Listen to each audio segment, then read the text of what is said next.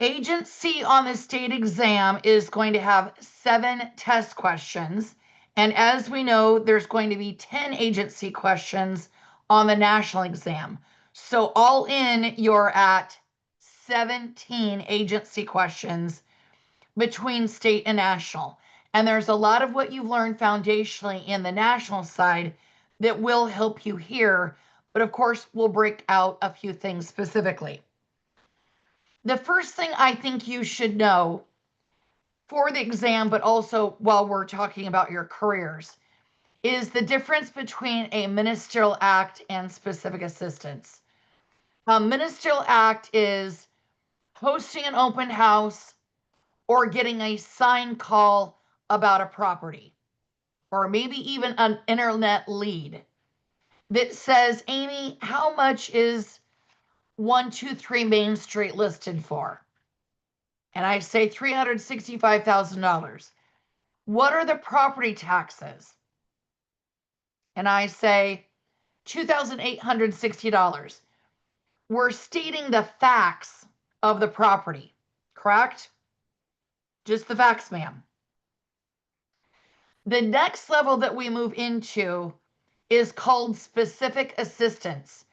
And this is where someone has the potential to move from a customer to a client. And we've got a duty to make sure that we disclose how that works. And the law says that before anything, anytime before you learn something confidential about a client, you need to talk about agency. You need to disclose agency. And if you're going to be showing buyers property that are not your listing, we've got to have that exclusive buyer agency contract signed for residential properties before we open the door and show.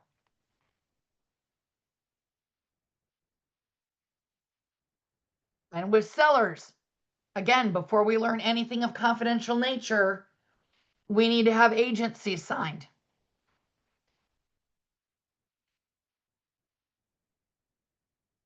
I know agents, you guys love to learn the tea about people when they inquire about property and you're wanting to convert them into a client that then works with you. I get it, but don't do it to a point where it puts them at a disadvantage. And if we learn confidential information and we disclose that to another party, now we put the public at a disadvantage.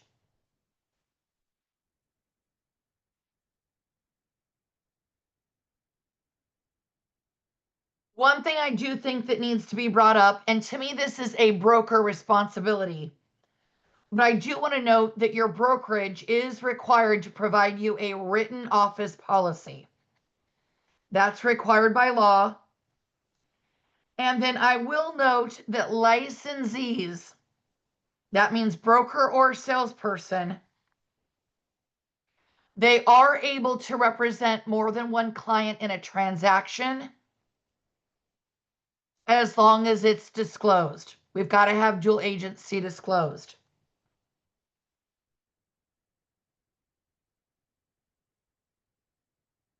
Then I would anticipate under this agency section that you would have maybe 2 questions about what is confidential information. My short list for you is anything that is a strategy, motivation, or a financial tidbit of information. Before you learn that, we need to establish agency.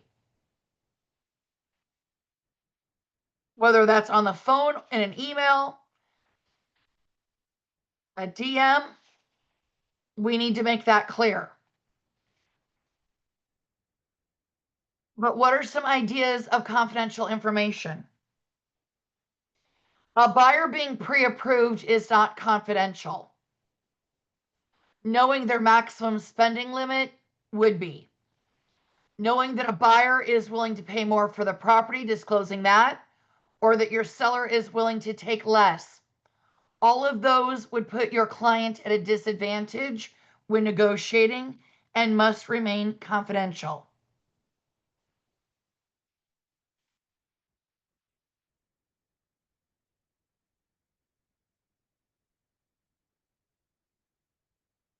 Then we've got sections about single and dual agency, how to conduct ourselves under each of those types. But what I want to pull out to you and make sure that we're clear on for your career and for the exam is that when it comes to working with buyers and sellers, the number one rule of Fight Club here is you've got to present all offers. An offer comes in for your seller, you have a duty to present it in a timely manner. A response or counteroffer comes in from a seller to a buyer, you've got a duty to present that to your buyer in a timely manner.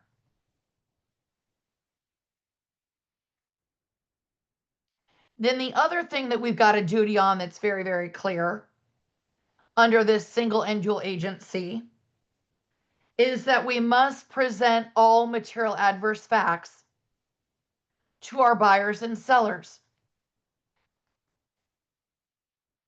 That includes any changes in property condition.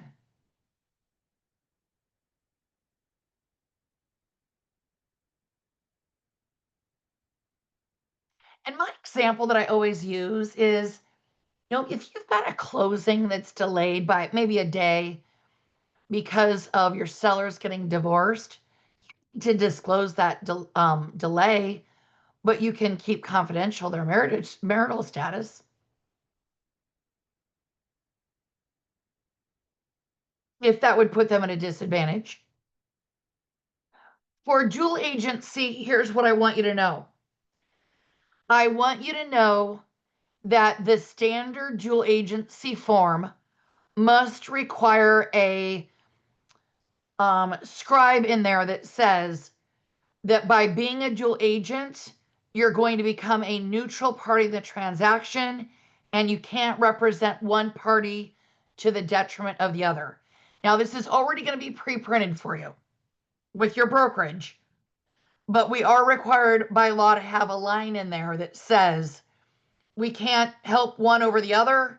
We can't do anything to the detriment of the other. We've got to be neutral. In Iowa, here is how it works. You start out as a salesperson, correct? Which is what you're doing right now, getting your license. And after you've been actively licensed for 2 years, you take 60 hours worth of pre-broker courses and pass the exam. Now, guess what you get to be? You got 2 choices. Number 1, you can stay under an employing broker and become a broker associate. That means you've done all the work to become a broker, but you don't work independently. You still are working underneath a brokerage. The other option that you get is you could go out and work independently and be a broker and not work underneath anyone. Those are your options. Now, the reason I'm articulating this is in some states, everyone becomes a broker, but that's not how it works in Iowa. We start as a salesperson, and you can be a salesperson for your entire career. But if you do that, you must work under the managing care of a broker, correct? Correct.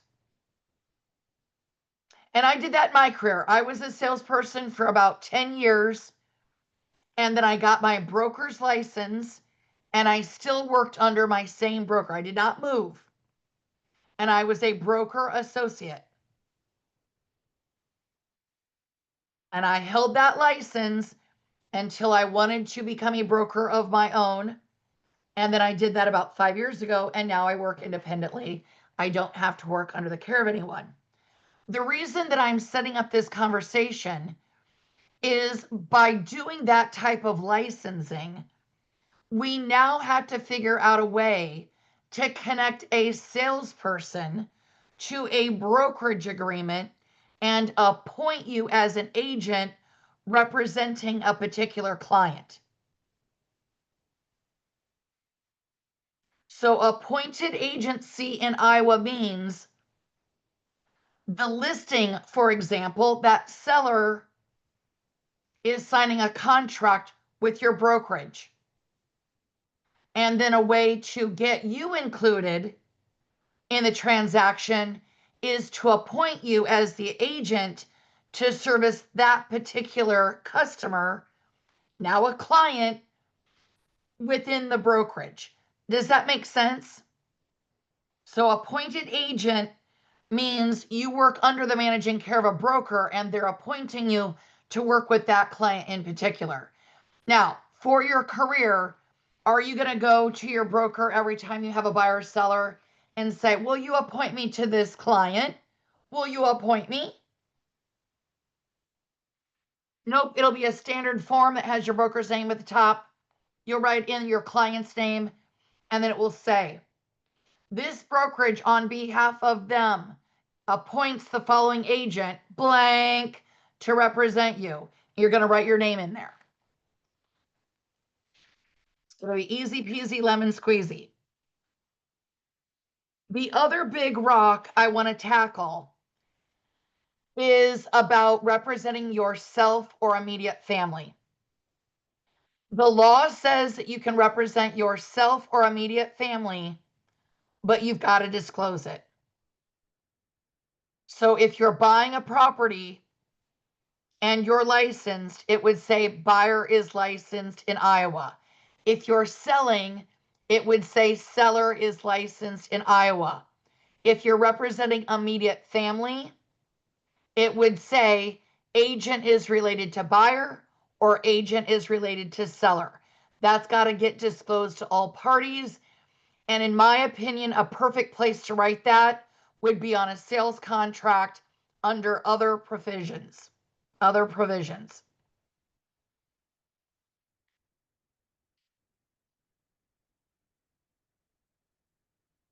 Next up, we have contracts. And we've also got 7 test questions here. Now we've got another 15 on the national. And a lot of what we learned there is going to help us here. But again, that means you've got 22 test questions on contracts. Now, let's be clear. A contract could be an agency agreement. It could be a brokerage agreement that's about marketing. It could be a lease. It could be a property management agreement. It could be a sales contract or purchase agreement between a buyer and a seller.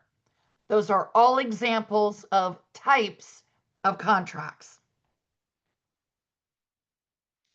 And the number one thing I want to hit here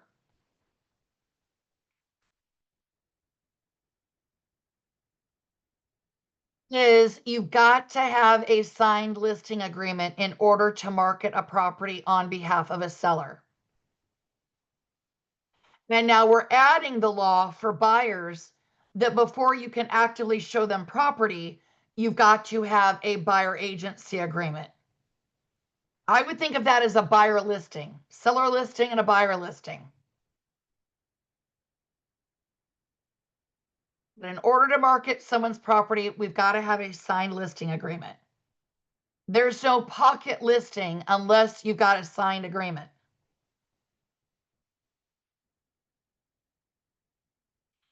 It also means that if the broker loses their license or they pass away, those current listing agreements cannot be assigned or sold to another party.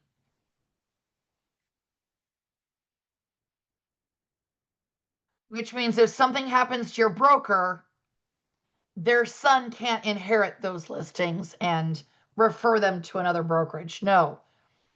When the broker passes or the client, those agency and brokerage agreements automatically end. That's different than a contract for a lease or a purchase agreement. But agency and brokerage agreements Those cannot be inherited. Those cannot be assigned. Those cannot be sold to another party without the client's written consent.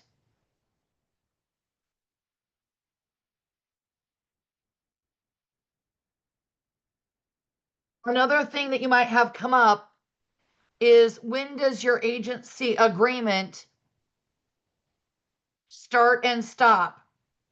Well, it starts on the date of the agreement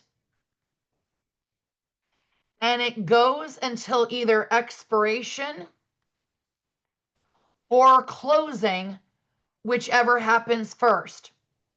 So your first opportunity, just as we learned in the national, your first opportunity to end an agency agreement is going to be the first opportunity for you to end an agency agreement is going to be completion or performance.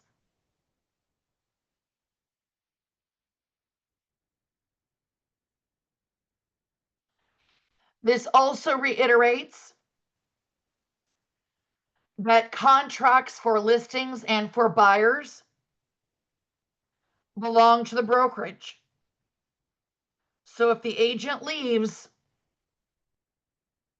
those are remaining with the broker.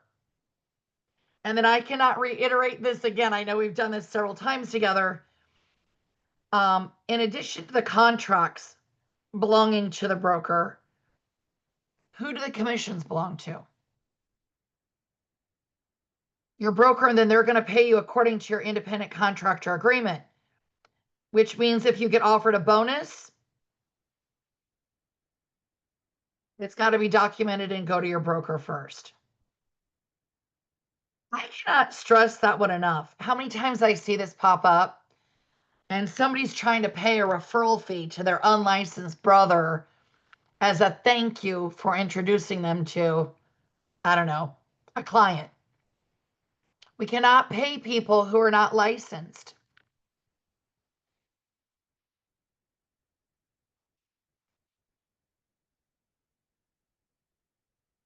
Your broker, if you lose your license, you can get paid for the work you did while you were licensed, but we can't do referral fees and bonuses unless we're licensed, and all of that's got to get documented and go through your brokerage.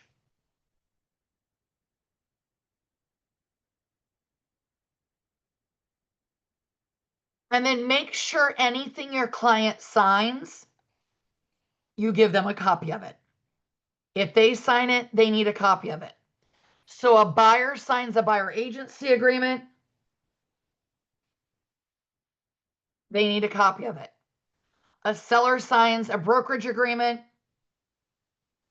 they need a copy of it. A buyer and seller both sign a purchase agreement, they both need a copy of it. A landlord and a tenant both sign a lease, they both need a copy of it. An agent and a landowner sign a property management agreement. That landowner needs a copy of the agreement. So if they sign it, they need a copy of it. If they don't sign it, they don't need a copy of it.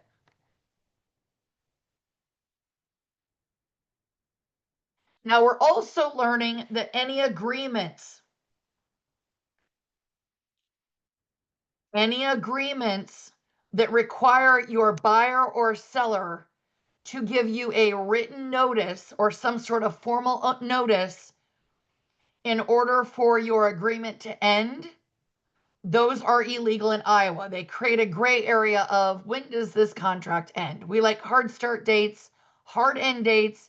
You can always extend a hard end date to another hard end date, but no gray area of giving any sort of notice in order to end the buyer or seller agreements.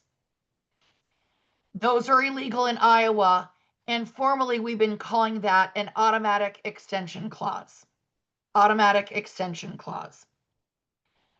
Here's the next layer of it.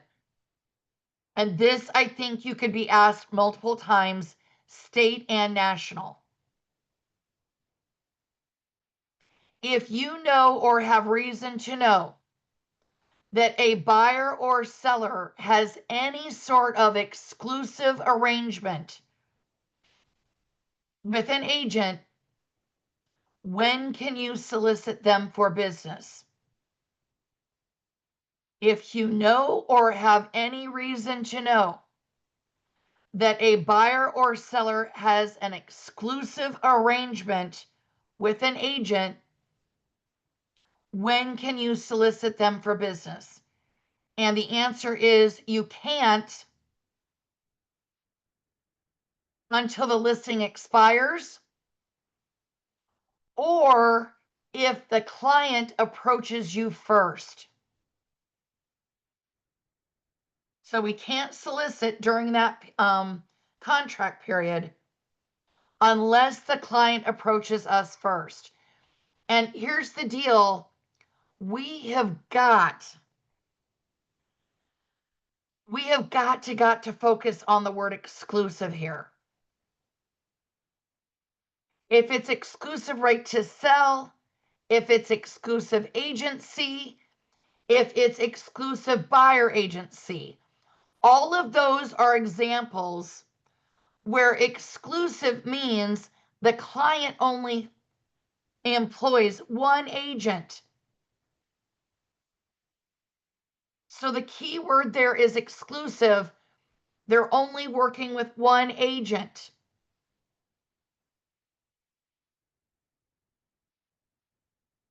They're not out on Tinder. They're committed and engaged.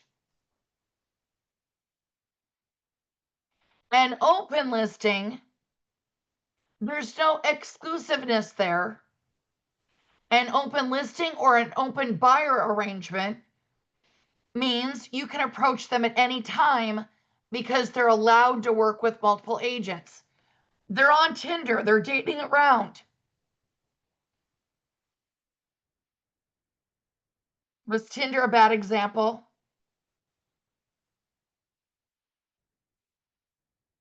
Marriage is the part where someone writes an offer and it's accepted, in case you're looking at the relationship chain. No, I don't know.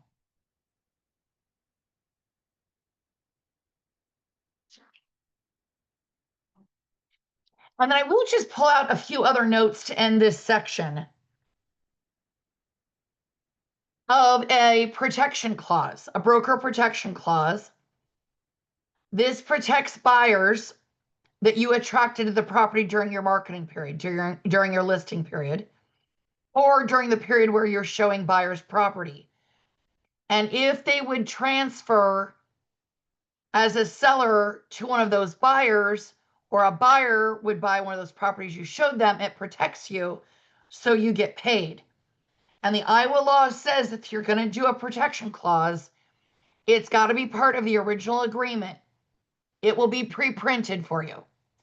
Number two, it's got to be for a certain window of time after the expiration. You'll fill that in. The most important part is that you have a written disclosure of those properties or those buyers that you're reserving, that you're protecting.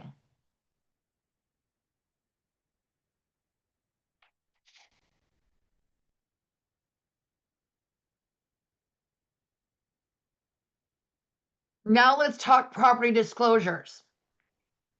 You've got 5 on the national and 5 here.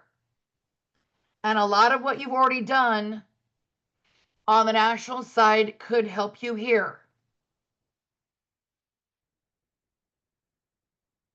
The key thing with this disclosure, and we've heard this phrase before, is when must the seller disclosure be made available to the buyer? Again, this is a residential disclosure. It's got to be made available prior to the buyer writing an offer or a seller accepting it.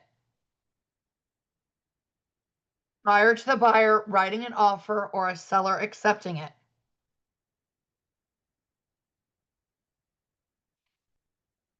If any of the property conditions change, the disclosure must be updated.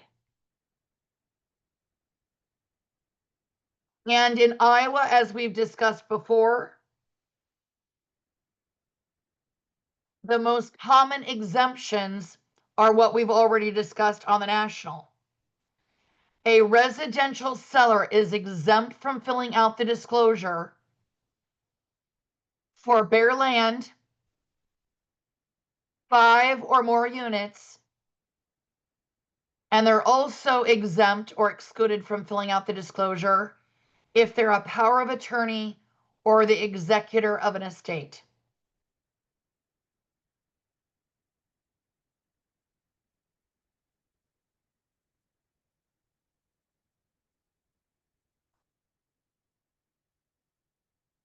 And then just in case, I do think there's still an opportunity for 2 or maybe even 3 questions of the 5 to be about groundwater hazard statements. Now, our relationships with how we work with these in real estate has changed / is changing, but I still see these questions on the exam. So just in case, let's talk about it. A groundwater hazard statement is actually not a real estate document. It's a document that is a tracking device to help ensure our water quality by the Department of Natural Resources. This is a document that will get filled out at the time of transfer as you're transferring the property from your seller to the buyer. That's when it will get filled out. It's not a disclosure on the end. It's a form it's not a disclosure at the beginning. It's a form at the end. There we go. Now, what's on a groundwater hazard statement? You know that my acronym for that is GW Bush. GW Bush.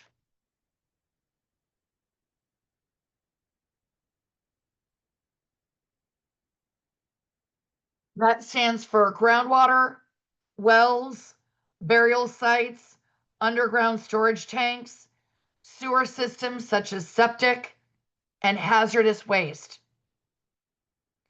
Another question you might be asked is who can sign? And on the form it says transfer or seller or agent. Transfer or agent. Another question that might pop up is when must this groundwater hazard statement be made available? And the answer is it's got to be made available in order to record the deed on public record. Now, just because we don't put it on public record does not mean that title didn't transfer. It means we've not taken the necessary steps to make it public, and then any other subsequent liens get filed against the property once you close. So it's got to be made available in order to file the deed, record the deed, but that doesn't mean that title didn't transfer. Another style of question I might ask you is, does this groundwater hazard statement require repairs? No, it does not. If your buyer wanted repairs for any of these things, they should have done it as an inspection period and a request to the seller at some sort of point, either with the offer or as a contingency. But these things do not get required to be repaired 2 days before closing. These are all things that we would want to have settled at the beginning of the transaction, not relying on this statement that happens at closing. So this is not the form that dictates repairs.